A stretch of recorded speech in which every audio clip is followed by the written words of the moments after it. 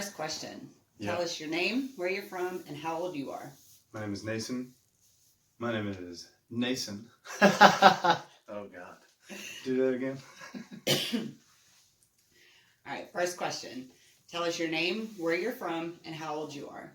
My name is Nason. I'm from Columbus, Mississippi, and I'm 32 years old. All right, so what's the point in this? Why are you doing this interview? The idea is that we're trying to spread a message of folks who have gone through some difficult stuff, and they're in sobriety and trying to figure out how to live life on life's terms. All right. Do you have a sobriety date? My sobriety date is November 3rd, 2018. All right, tell us about how you grew up. So I grew up in a middle-class family.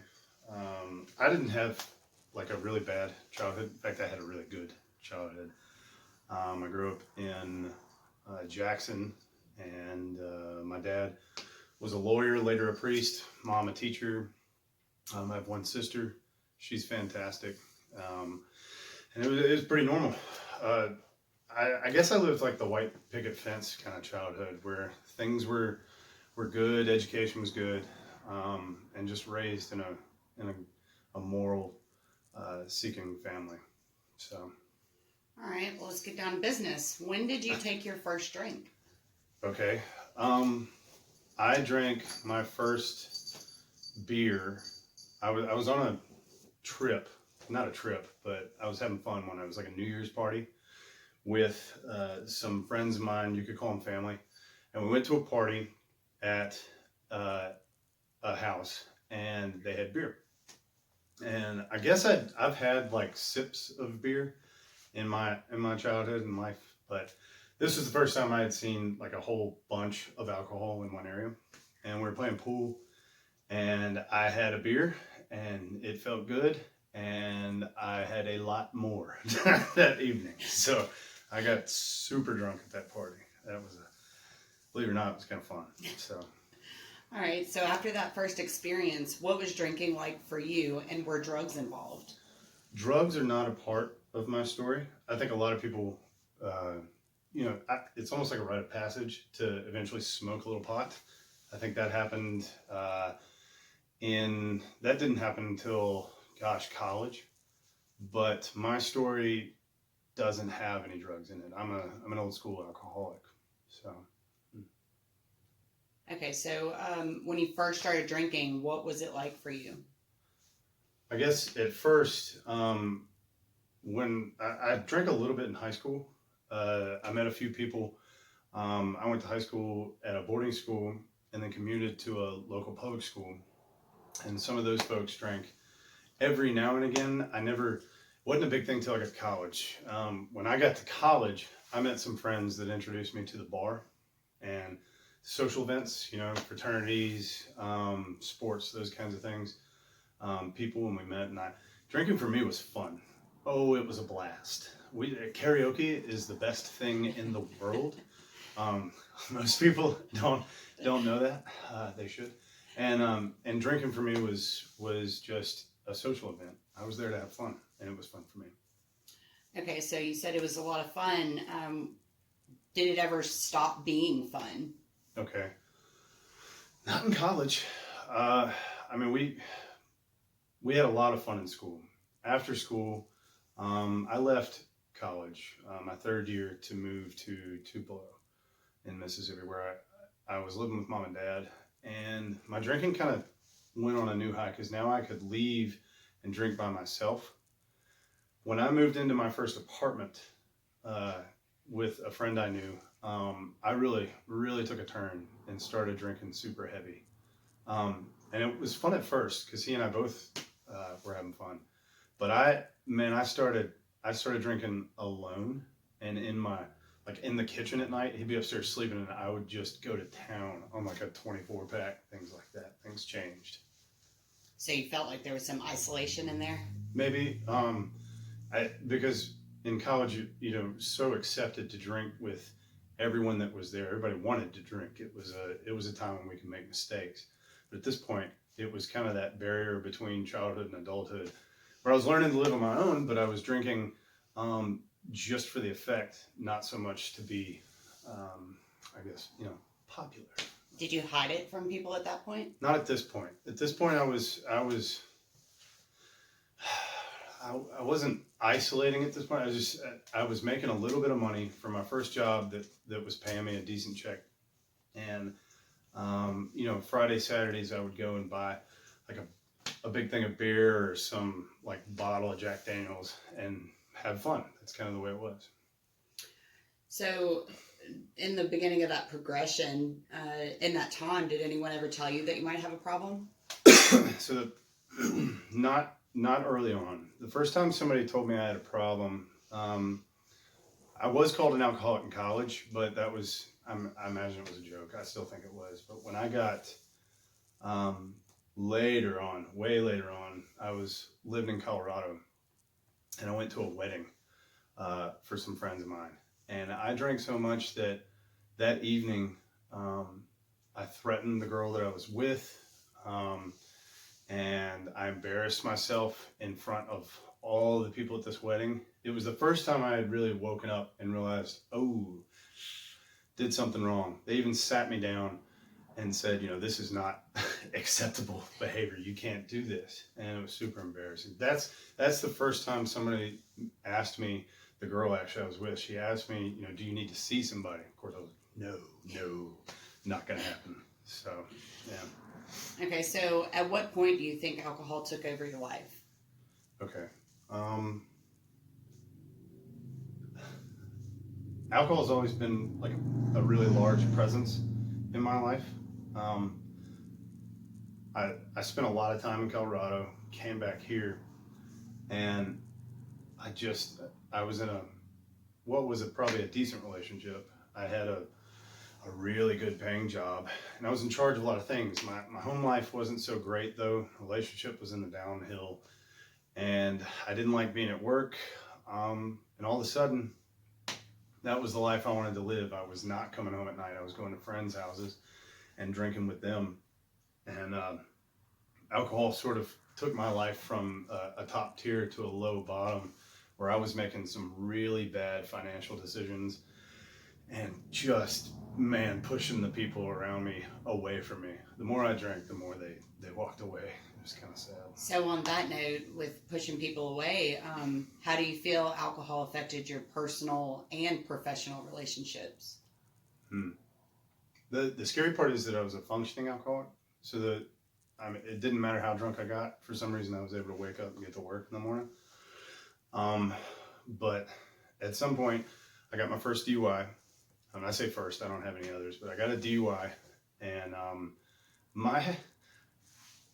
I broke up with the woman I was seeing, and then I stepped down from a leadership position that I thought, at the time was a great place to be in a career. But I stepped down. I was not diligent with the people around me. I was not being responsible. And so from then, I started drinking more and more at home. And, then those mornings came in where I couldn't get to work because after that DUI, they put a breathalyzer in my car. And I'd wake up from a hangover and couldn't blow in the damn thing in my car because it wouldn't start unless you didn't have any alcohol in your system. So I couldn't get to work sometimes. And my friends, man, they started to notice. It was rough when they really started to pay attention to what I was doing. The things that I was saying were mean. And yeah, that's really when my relationships started to go down. I couldn't carry a romantic relationship, forget that. And then I couldn't keep friends around because at some point, they've had enough, and I was still going. So. All right, so I want to get a little bit more personal here. Give me a glimpse at one or even another of your most regretful moments while you were drinking. I battled with drinking with people and drinking alone. It was tough I can't stop. If I have a beer, it's going to lead to liquor. Liquor leads to me drinking like days on end rather than drinking, a few and going to bed. A friend of mine asked me if I'd go to a family event with him. For some reason, all these embarrassing moments happen when I'm with friends and family. I go out to this cool place where they had campers set up, and it was a time of, they had like a barbecue going and all kinds of things. And I got out there, and we knew that it was going to be an alcoholic party. We were out there with a keg stand and beer and liquor. We had a great time. And then somewhere in the middle of the night, like 2, 3 in the morning, some guy said something to me, and my brain went from that having fun to ticked off. And I threatened this guy and chased him all the way back to where my buddy was staying, and he woke him up, and I threw a fit. You can't argue with a guy that's not sober. I woke up later, like around noon the next day, had to apologize to like 5 or 6 people. I never went back there because I'm sure I wasn't welcome.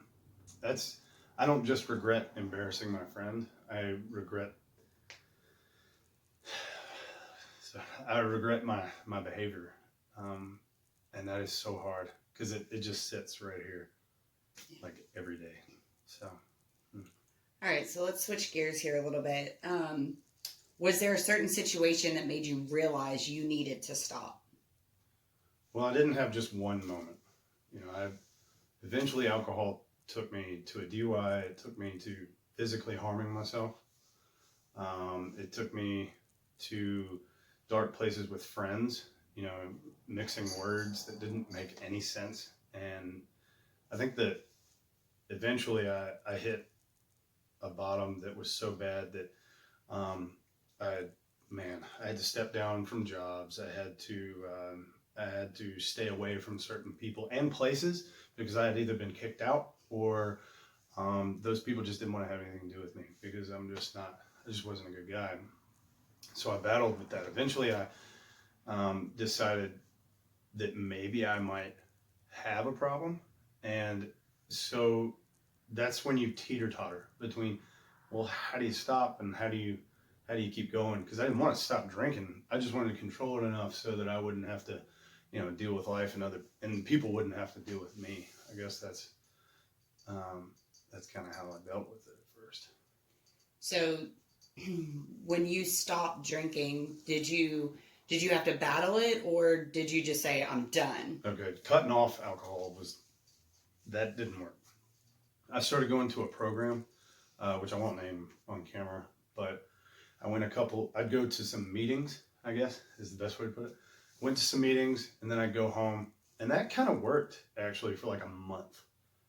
In an alcoholic's world, that's a long time. Like for me, 30 to 60 days without alcohol was pretty good because I was drinking a little bit every day, heavy on the weekends. So sooner or later that caught up with me, and I went to like a meeting, and then after that went straight to the bar, and I didn't feel bad about it because some of those nights nothing happened, but then other nights I decided to I started hiding the stuff that was in my room. So then I thought maybe I could control it with like what I drank. So rather than the place I was in, I'd buy like a 6-pack, and then just like when I finish the 6-pack, then I'll go get another 6-pack. And that'll sort of like control the night. Well, eventually that turned into 6-pack wasn't enough, so I'd go grab a bottle of Jack Daniels and finish that in an evening. And that, I couldn't control it. I couldn't control me. Having one was not enough. And once I started, I couldn't stop. So. Okay, so ultimately, how did you stop drinking, and was it tough for you? Well, emotionally, the whole ride was tough. The stopping came, I had to make a decision in my life that I basically had to go cold turkey because trying to control it wasn't working. So I hit another one of those bottoms. This was the last day I ever drank alcohol. I went driving, got a flat tire, and went walking somewhere. And I woke up that morning in a laundry room of the Love's gas station and had to call somebody to come get me. And when I got to work, I was given the plans for the day and was told that we would get started. And what was terrible was I realized that there were no consequences for what I was doing.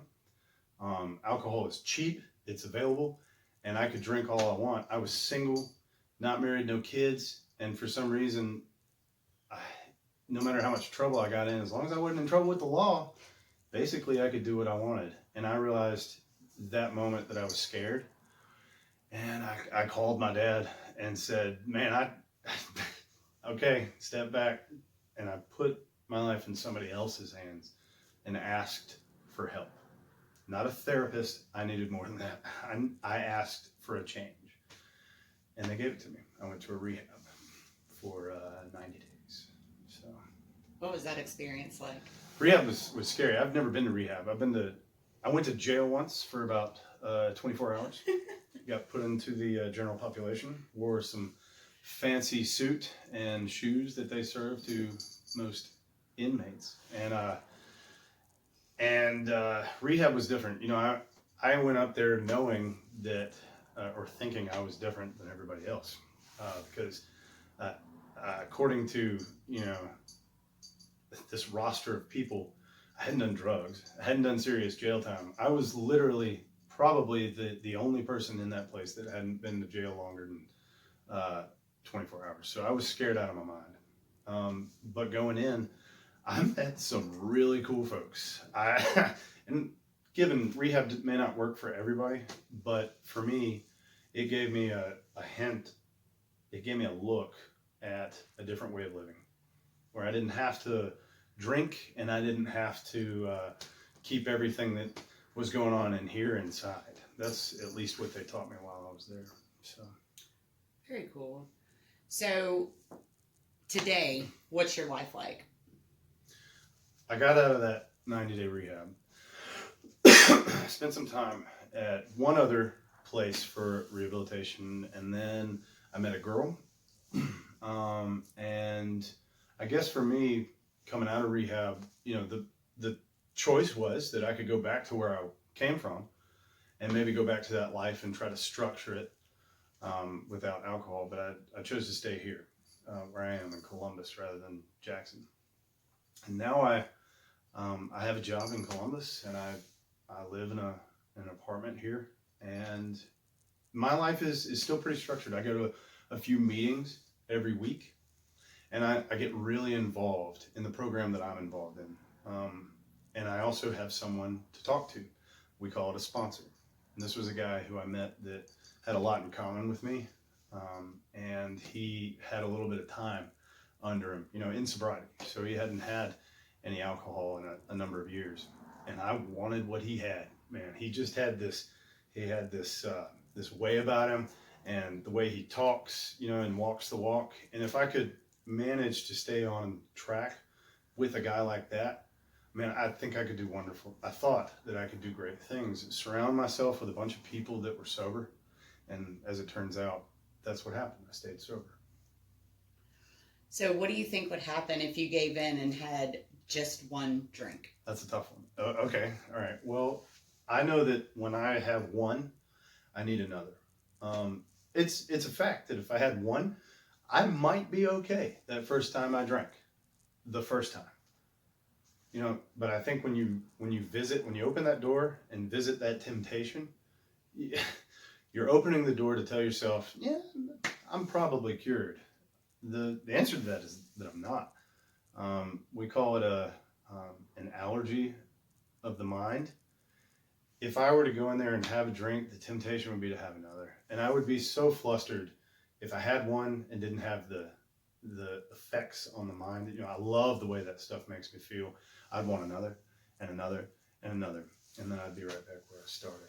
Just tornado in the lives of the people that love me. So. All right, last question. Do you have any advice for anyone struggling with alcohol?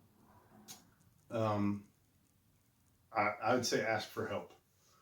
In my experience, I went for months, you know, and even a few years, just bouncing back and forth, trying to control my life through drinking, not drinking, hanging out with different people, changing up the scenery.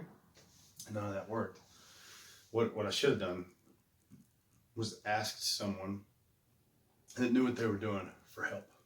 or just a family member, a friend, somebody just reached out a hand and said, I have got to change. Help me do that. The minute that I did that, someone came and got me and took me to a place that could do that. There are people are everywhere that are suffering, you know, mostly in here, and alcohol and other things just add to the effects of that. But what happens is there's no dialogue. There's no open conversation about what's going on. And I get it. Most people are probably afraid to talk about those scary things on the inside. But the message that I'm trying to put forward, you know, the answer is not simple, but it's not hard either. Get rid of the pride. take all of your ego and shove it aside, and then just ask someone for help. You might be bewildered by the answers they give you. So. Good deal. Thanks for the interview. Yeah. Okay.